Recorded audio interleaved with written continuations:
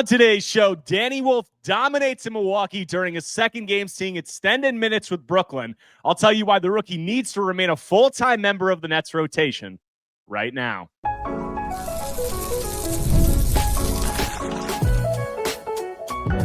You are Locked On Nets, your daily Brooklyn Nets podcast. Part of the Locked On Podcast Network, your team every day. Welcome in to Locked On Nets right here on the Locked On Podcast Network. Now the number one sports podcast network. It's your team, the Brooklyn Nets, every single day. I'm Erik Slater, Brooklyn Nets beat reporter for ClutchPoints.com. Thank you for making me your first listen of the day. The show is 100% free on all those great platforms. Today's episode is brought to you by FanDuel. Right now, new customers can bet just $5, and if your bet wins, you'll get $300 in bonus bets to use across the app. Head to FanDuel.com to get started. And on today's show, the Nets suffer a blowout loss while shorthanded in Milwaukee, but Danny Wolf and Ben Saraf, they impress while getting the call up to Brooklyn. And starting with Wolf, this performance confirms that Danny Wolf needs to be up with this NBA team moving forward. The Nets need to find minutes for him one way or another because he was dominant during this game against the Bucks. There's really no other way to put it. I mean, the Nets get blown out, but they were far better during Danny's minutes, and he was really impressing, during minutes where there were guys like Giannis Antetokounmpo, Bobby Portis, whatever other high-level NBA players you want to say on the floor. He looked more than the part during this, extended, I guess you call it audition, whatever you want to say it is. But you look at Danny in this game, he had 22 points, 4 rebounds, 4 assists, 2 turnovers, 8 of 16 from the field, 5 of 9 from 3 in 30 minutes. And he was really doing it all offensively. Like, I'm going to start with the offense, then I'll get into some of the defense and how I think it was encouraging, also maybe some of the concerns. But from the offensive standpoint, it starts with a three-point shooting in this one. I mean, Danny was on fire out of the gate. He made his first 4 3-point attempts during the first half and was really looking like a high-level floor spacer in this one. I mean, these were not easy open looks. These were deep, quick trigger threes, and this is something that obviously is going to be a big swing skill for Danny moving forward. He's a guy who it always looked like he had shooting potential at Yale and at Michigan, but he didn't exactly, shoot at a high percentage. But you thought that it was translatable and it was scalable up to the NBA level that he'd be able to improve, and he looked really good in this one. And I asked Jordy about Danny's G League performance before Friday's game, the loss to the 76ers, and Jordy said one of the top things he highlighted was that he really wanted him to be ready to shoot threes at all times. Then he thought that Danny passed up some open looks during his last G League appearance, and Danny was more than ready from 3 in this one. He was more than willing from 3 in this one, and if he can shoot threes at this level, and he was this kind of like quick trigger, defenses need to respect him. That's going to open up so much for his game because we know what he can do off the dribble. I'm going to get into that in a second, but that opens up the positional versatility because you can play him alongside a traditional 5 like Nick Claxton or Day'Ron Sharpe. Like the 3-point shooting, if he's going to play, power forward or even the wing like the Nets have during these last 2 games with him, the 3-point shooting is a non-negotiable. And then also, if he plays the 5, which I think could be his most natural and most impactful position moving forward, that gives him so many things that he can do in terms of being a guy who can be a pick and roll option and a short roll playmaker, or a pick and pop option and, a floor spacer in that regard. Or if he can shoot off the dribble, pick and roll ball handling, if guys go under screens, he can pull up. So the 3-point shooting is going to open a ton for him, especially with what he can do on the ball. And the on-ball stuff, in addition to the 3-point shooting in this game, was very impressive. I mean, very impressive. There were questions, obviously, about how Danny's on-ball creation would translate at the NBA level because he was this guy who played with his back to the basket for 2 seasons at Yale, and then he goes to Michigan, and he's this 6'11", almost point guard, pick-and-roll ball handler in a lot of his sets, and he has this, funky handle with the hesitations and all that stuff. But you wonder, 6'11", the handle's a little bit higher because he's so tall. He's not the most athletic or quick guy. Like, would he be quick enough to get by NBA defenders? Would all of this work? And at least in this Bucks game, it looked very good in this Bucks game. I mean, the movement, the fluidity, the ball handling, he's moving like a guard in this game. And I'd say these first 2 games, he looked good. And you look at him against some NBA level defenders who are no slouches, and he didn't at all look like it was too slow or he was struggling to get by anyone. I mean, there was a possession in this game, and this speaks to some two-way stuff that we saw from him. There was a possession in this game where Danny D'd up Giannis in an isolation on one end, and then on the other end, going the other way, he shook Giannis with kind of like a jab step fake, half jab step, half shot fake, drove to the basket, and finished over Miles Turner at the rim. There's another possession in this one where he comes down and he's handling in the pick and roll with Nick Claxton setting the screen. The Bucks switch it. He gets Miles Turner on him. He's near the top of the key. He hits him with like a hezzy to his right, cross back to his left, drives, shoulder bump, finishes over Miles Turner at the rim. So those are just possessions where you see the ball handling, you see him playing against these guys who are high-level NBA defenders, and he's not struggling to get downhill, and he wasn't struggling to finish at the rim on those possessions. He missed some other easy layups, but overall, like that stuff, in addition to the three-point shooting, really, really encouraging, especially like a pick-and-roll rep like that, like we saw with Claxton. Like we know that's something that Danny did a lot at Michigan, and pick-and-rolls with him and Claxton could be really interesting because you're talking about sets where Danny could be handling the ball and you have Nick rolling. And if they try to switch, first of all, if they try to go under it, he can pull it from three. That's one thing. And then if they try to switch guards, he can try to back them down. He can overpower them a little bit, just go into the basket using his size. If they switch big men onto him, he can be a matchup problem like we saw with him taking Miles Turner to the rim on that possession. So it's just a lot of offensive possibilities with Danny. And it's a reason why a lot of people said that he was one of the most exciting players in the draft. And a lot of draft analysts that I talked to and NBA people said that he was the most exciting pick of the, Nets rookies in the sense that he had the most NBA ready skill set and the most things that he could do right now. And they thought that he could be the most fun. And I mean, you just talk about like the offensive skill set that I'm describing. And another reason why I think that Danny just has to be up at the NBA level as a 21-year-old rookie this season, because you look at this Nets team and you say, how many guys on this Nets team are legit dribble, pass, shoot threats? And by that, I mean they can break guys down off the dribble. They can make high-level passing reads, and defenders have to respect their outside shot in some capacity. I mean, how many guys on this Nets team have the potential to check all of those boxes?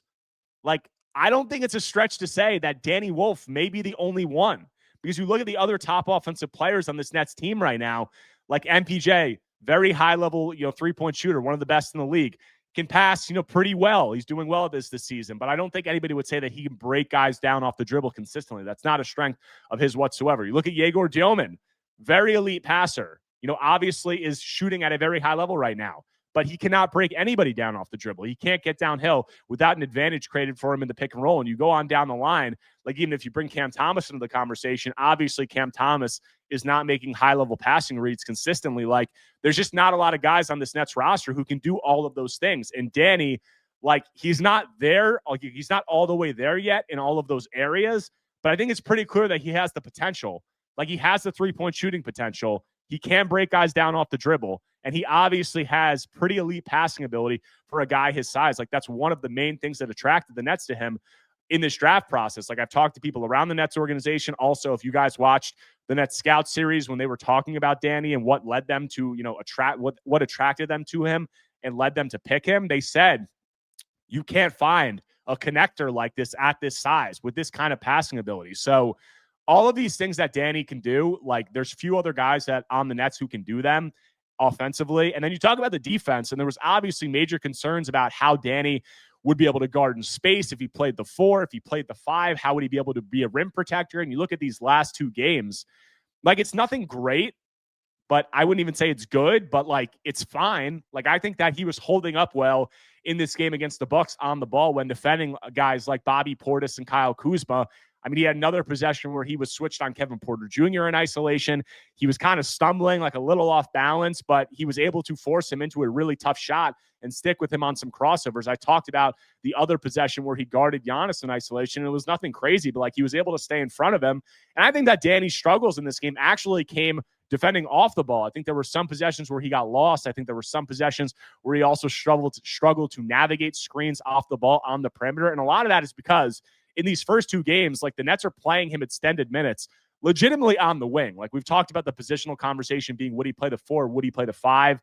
And, the Nets are playing him on the wing alongside like Nick Claxton or Day'Ron Sharpe and Noah Clowney for large stretches in these games. That's a lot to ask of him defensively. And then offensively, I think that kind of constricts the floor in a way that doesn't benefit him. And his best minutes, I think, were when he was playing alongside just one of the Nets bigs, whether Nick Claxton or Day'Ron Sharpe. So I think overall, my point of this segment, the Nets need to find minutes for Danny Wolf. There's no reason that guys like Jalen Wilson or even Zaire Williams should be playing big minutes, like 20-plus minutes in some games, while Danny is in the G League. And I understood why the Nets put Danny in the G League. They have this crowded front court rotation. He's getting a lot of reps. Like, not like that G League, those G League minutes aren't beneficial to him. I think they are.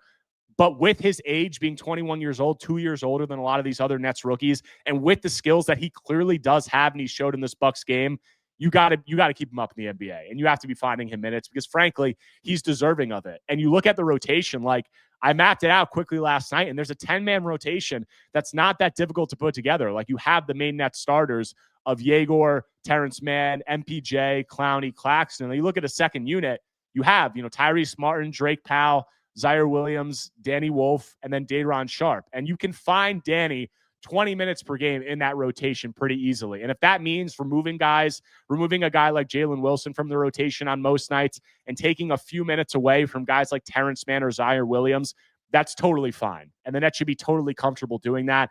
And that's not to say that, like, Danny's going to look great every night. Like, he looked really good in this game, but there's going to be nights where there are growing pains with Danny playing at the NBA level in his first NBA games as he gets acclimated. We saw several G League games where he had 6+ turnovers. He had some defensive struggles, but that's fine if he struggles at the NBA level because it's clear that he has the tools, especially offensively, and this is a tanking season. Like, if he struggles and he has to work through some growing pains, that's fine. And NBA reps at his age with the tools that he clearly has and the potential that he has, that's going to benefit him. And with him being 21 years old, you do want to speed up that timeline a little bit more where there aren't, it might be not as much urgency for a guy like, Nolan Troy or Ben Saraf. So Danny should be up with this NBA team, but Danny wasn't the only Nets rookie who really impressed in this one. Ben Saraf, coming back from his ankle injury and playing his first extended NBA minutes in over a month. He looked really good in this one. So what did I see from Ben Saraf, and what should fans be expecting from him rotationally with the Nets moving forward? I'll get into all that after a quick break. This episode is brought to you by PrizePicks. The holiday season is one of the best times for sports, bowl games, big basketball matchups, playoff pushes. It's all happening at once. And while you're making everyday choices, one of the most fun places to make the right call is PrizePicks. PrizePicks is the easiest way to get in on daily fantasy. Just pick more or less on at least 2 player projections, lock in your lineup, and you're in the game. It's simple, fast, and available in 45 states, including California, Texas, Florida, and Georgia. Guys, PrizePicks has added an extra layer of excitement to the holiday sports schedule. Creating a lineup takes even less than a minute, and the app makes the whole process smooth and intuitive. You can choose from a huge range of unique stats, fantasy score, field goals attempted, free throws made, turnovers, whatever fits your strategy. So download the PrizePicks app today and use code LOCKEDONNBA to get $50 in lineup after you play your first $5 lineup. That's code LOCKEDONNBA to get $50 in lineups after you play your first $5 lineup. PrizePicks. It's good to be right. Coming back from the break on today's Locked On Nets episode, talking about Brooklyn's blowout loss in Milwaukee, but focusing on the rookies. And Danny Wolf and Ben Saraf were the Nets' most impressive players in this game by far. And in addition to Danny, Ben played extended minutes. Danny played 30, Ben played 29. They were playing most of the game. And, Ben in this one had 10 points, 7 assists, 3 turnovers, 4 of 8 from the field, 2 of 4 from 3, as I said, 29 minutes. And I thought that Ben, just looked very good for a guy who just missed a couple of weeks, hasn't played in a game in a couple of weeks, and hasn't played in an NBA game in over a month, or played, extended minutes in an NBA game in over a month. I thought that he was really impactful, and it really brought me back to some of the strengths that I thought that Ben had, that I thought he flashed in the preseason and at points during those first 5 games that he started before the Nets removed him from the rotation. But you look at it in this one, just like a professional handle. Like, he had, as I said, 7 assists to 3 turnovers. He had 1 play where he got stripped near half court, but then he actually hustled back and had a really athletic block recovering it to the rim in transition. So that was nice. But overall, I thought that he looked comfortable handling against the Bucks defensive pressure. And now the Bucks aren't a team that are at all known for, their perimeter defenders or their ball pressure or anything along those lines. But still, this is an NBA team that he's facing, a playoff hopeful team. And I thought that Ben looked really comfortable handling the ball. And I thought that he also he makes a lot of professional passing reads with the ball in his hands. And we saw that, during the preseason. We saw that in spurts during his first 5 NBA appearances when he was starting. And we've seen that some in the G League level. Like, sure, he struggled with some turnovers, but Ben's a guy who can break guys down off the dribble. He can get downhill. He can be physical as a driver and finish at the rim. And he knows how to leverage that driving ability into creating for his teammates around the rim or kicking out to the perimeter. I think you saw that a lot in this one. And, the 3-point shooting, like, that's going to continue to be the question because the 3-point shooting has been shaky. You look at Ben's 4 G League games after that extended stint with the Nets where he really struggled from an outside shooting perspective.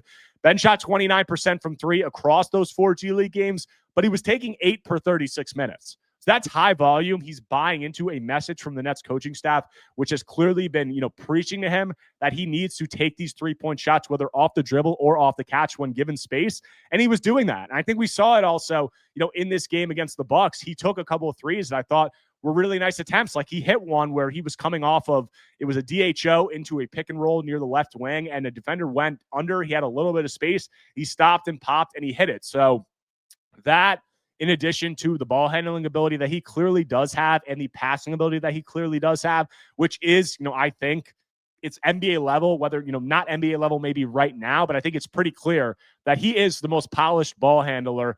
And I would say, maybe like live dribble passer. Like, I don't know if he's a better live dribble passer than Yegor Dioman. I don't think, but he's able to create those advantages more consistently because he has a better handle. He's a little bit quicker. He has more shake to him. So all of that, I think, benefits him. And I think that I'm pretty confident that, like, Ben Saraf is going to be something at the NBA level. Does it mean that he's going to be like a starting caliber player? Does that mean he's even going to be like a very impactful player?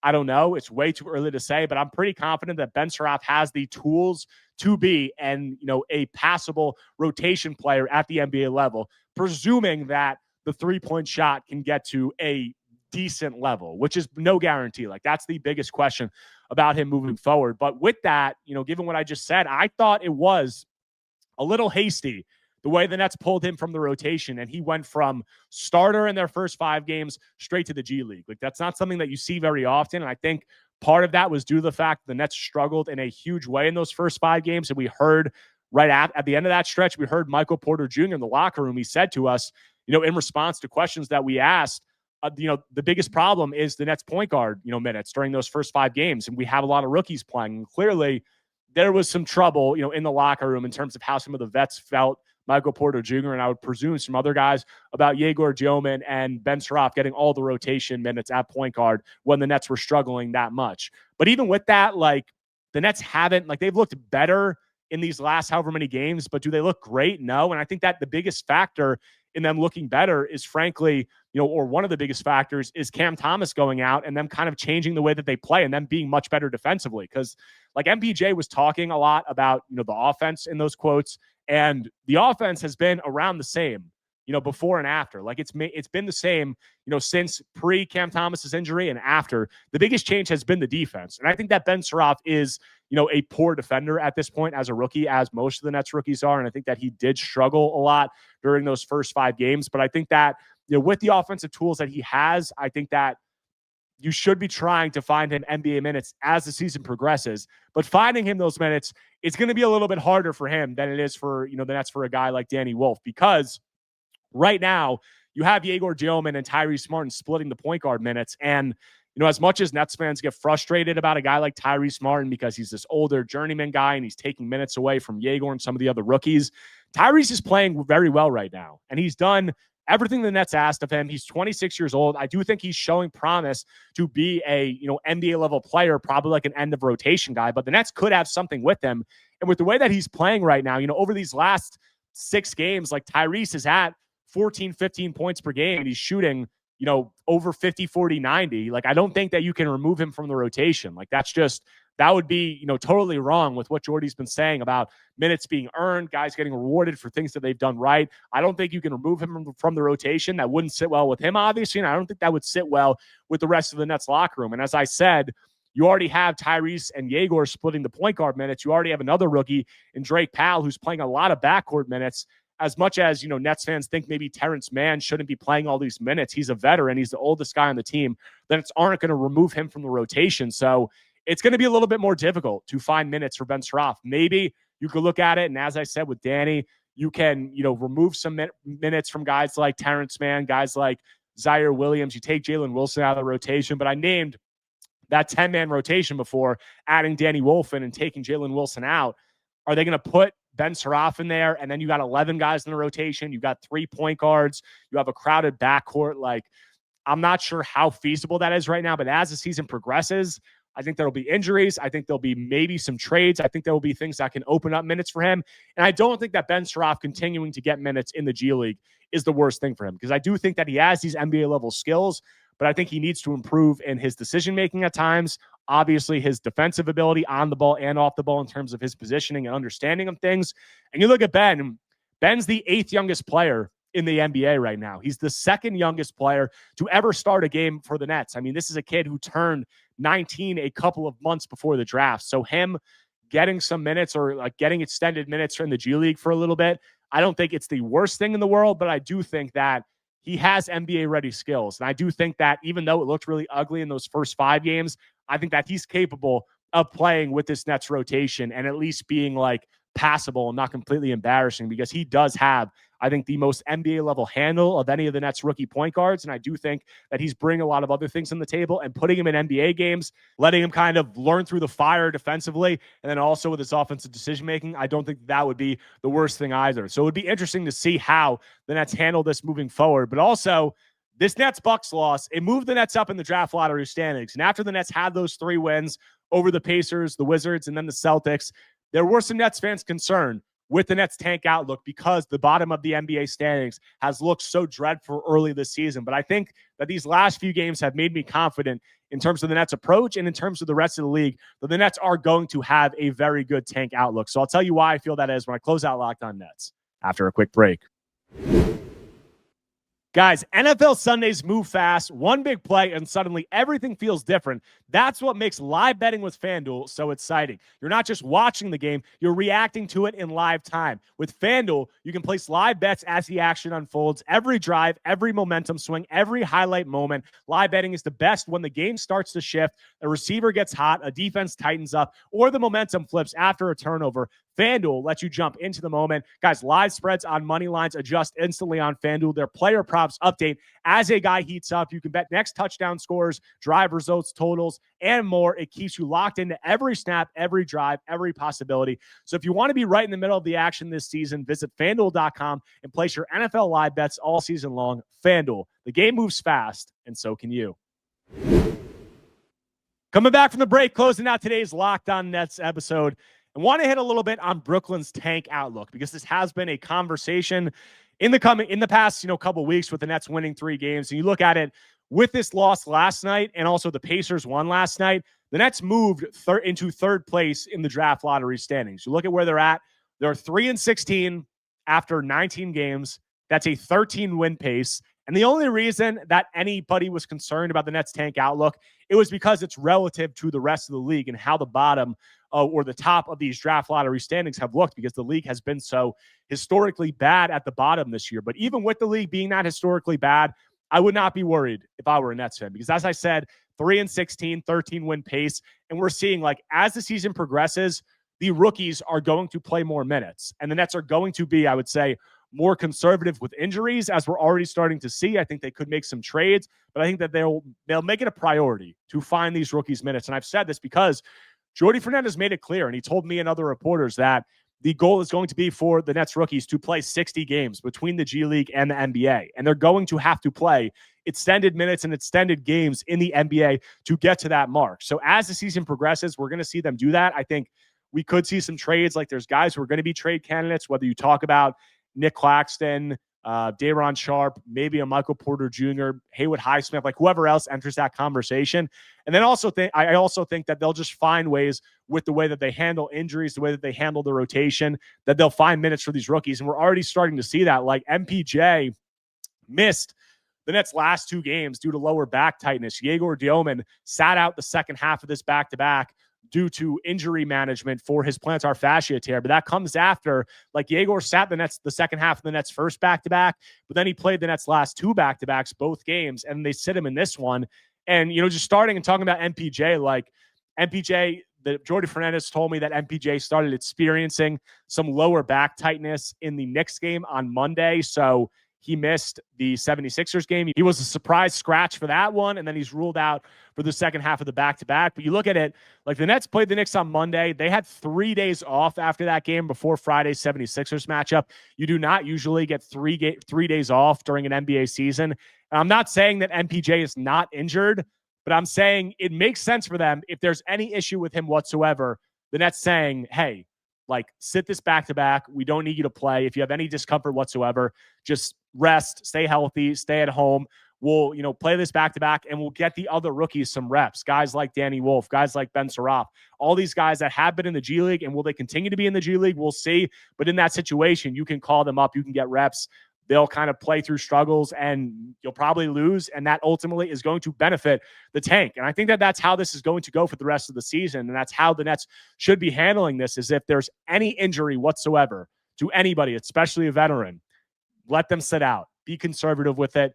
That'll help you lose. That'll get the rookies more minutes, and that's how you should be going about it, in addition to the trades that the Nets could potentially make. And now just closing it out, looking at the tank landscape now in the NBA after last night's results, you have the Wizards, who are in first. You have the Pelicans, who are in second, and the Nets are like a half game behind both of them in third. You look beyond that, Pacers are 4, Clippers 5, Kings 6, Mavericks 7, Hornets 8, Jazz 9. And just talking about why I'm confident that the Nets are going to be able to finish at the top of this among that group. A, it's because they're terrible. We all know that. And B, it's because you look at teams like the Pelicans and the Clippers right now are really bad. As I said, the Pelicans are in second. The Clippers are in fifth. They're really bad, but I'd say they have to finish ahead of the Nets because they don't have their draft picks this season, and they're going to be trying to win all season. Whereas as the year progresses, we're going to see the Nets lean more into the tank. You're going to see those teams just continue to try winning because there's no benefit to them losing. So I'm not worried about those two teams. And then you look at the other teams. You have the Pacers, who have a much better roster than the Nets, even with Tyrese Halliburton injured. But they're probably going to be tanking hard, most likely, because we've seen that from them early this season, and it benefits them to try to get a high pick in this, loaded draft, and then just get that player alongside Halliburton and the rest of the guys they have and move forward. So they'll be in the mix with the Nets and Wizards, I'd say. And then beyond that, you have the Kings and the Mavericks, who are trying to win right now, but they may blow it up at the deadline because it's pretty clear they're going nowhere. But even with that, I have a really hard time seeing those teams finishing with a worse record than the Nets, just because they're going to be trying to win for probably leading up until the trade deadline, at least for the first half of the season. The Nets are already ahead of those teams, and I'd have a really hard time seeing those teams catch the Nets. And then beyond that, you have the Hornets and the Jazz, who the Nets have already created some separation ahead of. I think both of those teams will probably join the tank race more aggressively as the season progresses. But that's not a guarantee for the Hornets because they're playing better and they've been tanking for so long, and they finally have some excitement surrounding Con Knipple and some of these other guys. So they might be trying to win. And then the Jazz are 9 right now, but they owe a top 8 protected pick to the Oklahoma City Thunder, who just own like all of the good draft picks in the NBA somehow a year after winning the title. Amazing job by Sam Presti there. So the Jazz will enter it, but the Nets are already 3 games ahead of them, and they have a much worse roster. So for all of those reasons, if I were a Nets fan, I'd be able to if you're a Nets fan who supports the tank, I'd be able to put my head calmly on the pillow at night and feel good about where the Nets are going to be, that they'll at least be in the top 3. Can they get that top spot? We'll see. But I feel like there's a good chance that they're in the top 3 of these draft lottery standings. A really good chance, or a great chance, I'd even say, when it's all said and done. But that's all I got for you guys on today's Locked On Nets episode. If you guys do not already, make sure to subscribe to Locked On Nets on YouTube and wherever you get your podcasts, whether Apple Podcasts or Spotify. If you enjoy the content, take a second, smash that like button, leave a comment, leave a 5-star review. Anything you could do to engage is much appreciated. We got the Nets coming back on Monday against the Hornets, and they got a few more games the rest of the week. So I'll have coverage of all that and more when I'm back tomorrow, talking more Brooklyn Nets basketball.